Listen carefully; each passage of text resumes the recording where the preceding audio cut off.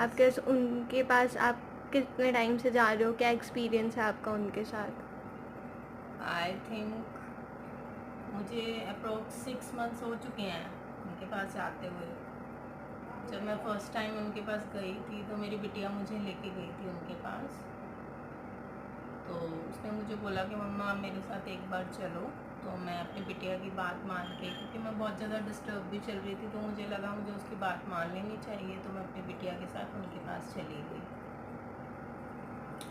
तो जब मैं फ़र्स्ट टाइम उनके पास अभी पहुंची उनके घर पर, मैं पहुंची तो उन्होंने मेरे से क्वेश्चन किया कि आप रिलैक्स हो जाओ और आपके मन में जो भी चल रहा है, जो कुछ भी चल रहा है, आप मुझसे शेयर कर सकते हो, परेशान होने की कोई ज़रूरत नहीं है। तो मुझे बड़ा शाय सा फील हुआ कि एक अनजान पर्सन के आगे मैं कैसे अपने मन की वो चीज़ें बता दूँ जो मैं अपनों से भी शेयर नहीं करती हूँ। तो उन्होंने बोला कि आप यहाँ इसीलिए ही आए हो कि जो आपके मन में प्रॉब्लम्स चल रही हैं आप उनको दूर कर सको।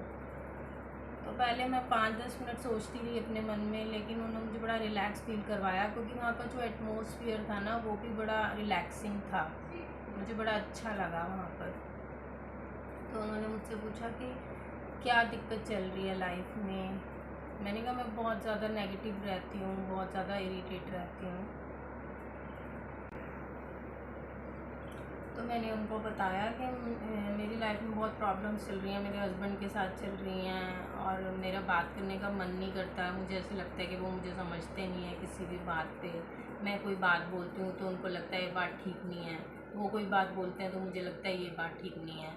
तो इस तरह मुझे ऐसा लगता है रिलेशनशिप्स ख़राब होते जा रहे हैं, और मेरा किसी से बात करने का भी घर पे मन नहीं करता है। मन में हमेशा नेगेटिविटी रहती है, बिना बात के गुस्सा आता है, इरिटेशन होती है। तो उन्होंने मेरे से सारी बात पूछी, फिर उन्होंने मेरे से मेरे चाइल्डहुड के बारे में पूछा वो कैसा था। तो मैंने उसके बारे में उनको बताया कि मेरे मेरे फादर के साथ कैसे रिलेशनशिप थे, मदर के साथ कैसे थे। तो ऑल ओवर उन्होंने मेरा फ्रॉम चाइल्डहुड मेरी जर्नी मेरे से पूछी। तो मैंने उनको सब बताया उसके बारे में। और जब मैं उनसे फ़र्स्ट सेशन लिया तो उनको लगा कि आप मुझे बताना कि आपको मेरा ये फ़र्स्ट सेशन कैसा लगा और आपको क्या रिलैक्स फील हुआ। तो आई थिंक उस दिन मैंने 2 से ढाई ढाई घंटे अनीता मैम के पास लगाए, और जब मैं घर आई तो मुझे बड़ा अच्छा फ़ील हुआ कि मेरी बिटिया मुझे बहुत सही जगह पर ले गई। तो अच्छा, तो आपका ओवरऑल एक्सपीरियंस अच्छा रहा फर्स्ट अच्छा टाइम के रहा, हाँ हिसाब जी, से। बहुत अच्छा तो रहा। फर्स्ट टाइम से अब तक आप में ओवरऑल मेंटली और फिजिकली क्या चेंजेस फील होते हैं? मुझे मेंटली तो ये चेंजेस फ़ील होते हैं कि जैसे ही वो बोलते हैं कि वो मुझे बोलते हैं कि आपके मन में जैसी नेगेटिविटी आने लगे। आगे की बात बोलो। उन्होंने मुझे ना कुछ अफर्मेटिव्स भेजे थे, जैसे I love my self, others love me, ये चीज़ें उन्होंने भेजी। और उन्होंने बोला कि आपने जब भी आपके मन में नेगेटिविटी आने लगे तो आपने ये चीज़ें अपने मुंह से बोलनी है, बार बार अगेन एंड अगेन आपने ये चीज़ें रिपीट करनी है। मैंने उस पर काम किया, मैंने वो चीज़ें बोली और लिखी भी। तो मुझे लगा कि ये लिखने और बोलने से इन चीज़ों ने काम किया, जो मेरी नेगेटिविटी थी उसको पॉजिटिविटी में वो हुआ, चेंज हुआ। और मुझे लगता है कि जब हम यूनिवर्स को जो चीज़ें भेजते हैं वही रिपीट होके हमारे पास आती हैं। जैसे हम नेचर में कोई भी चीज़ भेजते हैं तो वही सेम रिपीट होके हमारे पास वापस आती है। जैसे एक कुआँ होता है, कुएँ में हम जो भी आवाज़ लगाते हैं वो आवाज़ रिपीट होके सेम हमारे पास वापस आती है। तो मुझे वही फीलिंग हुई। ओके। तो मुझे लगता है कि हाँ, इन चीज़ों पे काम करना पड़ता है। अब चीज़ें अपने आप, सब कुछ अपने आप नहीं होता है, लेकिन हाँ, अगर आप अपने आप उन चीज़ों को स्मूथली चलने दो अपनी लाइफ में, सब कुछ जैसा चल रहा है उसको चलने दो, तो वो सब कुछ ठीक होता जाता है। लेकिन हाँ, धीरे धीरे होता है, लेकिन उस पर काम करना पड़ता है। लेकिन हम किसी भी चीज़ पे जब हार्ड वर्क करते हैं तो वो हार्ड वर्क एक ना एक दिन सक्सेसफुल होता है। तो तब आप फर्स्ट डे गए थे तो आपका ब्रेन माइंड कैसे वर्क कर रहा था? उस वक्त तो आपका बहुत, हेडेक या कुछ ऐसा था? हाँ और जी, मुझे ऐसे लगता है कि जो मेरा माइंड है ना, जो मेरा हेड है, वो ऐसे लग रहा था जैसे ना पत्थर बन चुका है वो, और उसमें सोचने समझने की जो एक शक्ति है, एक पावर है, वो ख़त्म हो चुकी है। जबकि वो पावर, मुझे ऐसे लगता है कि मेरी एज में मैं एक हाउस वाइफ हूँ, एक मदर हूँ, तो मुझे इन सब चीज़ों का अधिकार नहीं है कि मैं ये सब चीज़ों को अपने ऊपर डोमिनेट होने दूँ।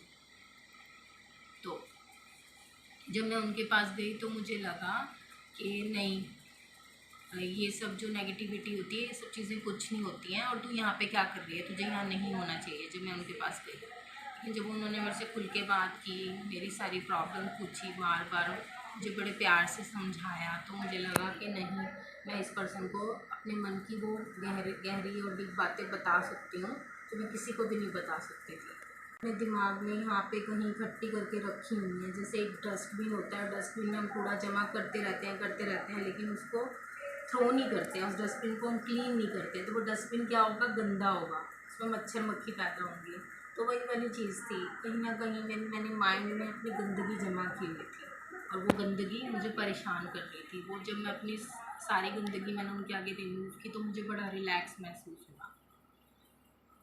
तो आप मेंटली आप क्लीन फील मुझे कर अच्छा रहे हो। क्लीन फील हुआ। हाँ, और फिज़िकली बॉडी में कोई चेंजेस आए, जैसे हम रिलैक्स फील करते हैं या टेंशन होती है बॉडी, ऐसा हाँ होता जी, था? वो भी आया। जैसे कि ना मुझे 10-11 साल हो गए, मुझे थायराइड की प्रॉब्लम है। तो थायराइड में क्या होता है, मतलब मुझे ऐसा लगता है मुझे थायराइड भी इसीलिए हुआ क्योंकि मैं अपने मन की बात और अपने जो शब्द हैं मेरे मन में जो भी होते हैं मैं उनको एक्सप्रेस ही नहीं कर पाती हूँ। मुझे ऐसा लगता है जब मैं एक्सप्रेस करूँगी ना तो सामने वाला उसका एक मजाक बना देगा, तो उसको एक्सप्रेस ही नहीं करती हूँ, अपने मन में रखती हूँ। तो वो अपने मन में जब मैं उनको इकट्ठा कर लेती हूँ उन शब्दों को, तो वो मुझे तंग करते रहते हैं और वो मेरे साथ खेलते हैं, तो मैं उनसे और ज़्यादा परेशान हो जाती हूँ और वो एक बीमारी के रूप में मेरे अंदर घर कर गए हैं और वो थायराइड का उसने रूप ले लिया है। तो मैम ने जो मुझे इस चीज़ के बारे में बताया कि आपको थायराइड किस कारण से हुआ, तो उसको जान के भी मुझे समझ में आई कि जो चीज़ें हम अपने मन में इकट्ठा करते रहते हैं उससे सामने वाले को कोई फ़र्क नहीं पड़ता, वो चीज़ें सिर्फ हमें तंग करती हैं और हमारी लाइफ को इतना डिस्टर्ब कर देती हैं, दूसरा उस चीज़ को जान भी नहीं पाता और हमारे मन के अंदर उथल पुथल मची हुई होती है। तो मुझे ये लगता है कि कोई ना कोई इंसान, कोई ना कोई पर्सन ऐसा होना चाहिए जिसके आगे आप अपने मन की सारी चीज़ें, सब इमोशंस, सब गंदगी उसकी आगे रख सको। जितनी बिटिया आप निकाल के और ऐसे जैसे आप एक बकेट या एक बास्केट होती है ना उसके अंदर डाल दो और अपने आप को बिल्कुल खाली कर दो और उसके बाद आप ये सोचो कि आपको कैसा रिलैक्स और कितना अच्छा महसूस होता है। तो एक बार मुझे लगता है कि ये हमें करके देखना चाहिए। और अनीता मैम जैसे पर्सन जो जो भी उन्होंने मतलब मुझे हेल्प की, थैंक्स टू अनीता मैम कि उन्होंने मेरी इतनी हेल्प की, मेरी प्रॉब्लम्स को इतना डीपली समझा जैसे उनकी ही प्रॉब्लम हो। तो मुझे ऐसे लगता है कि अनीता मैम जैसे अगर पर्सन और भी होंगे तो हम सबकी प्रॉब्लम्स तो कहीं भी नहीं होंगी, छू मंतर हो जाएंगी। तो thanks to Anita ma'am, thanks ma'am, thank you so much.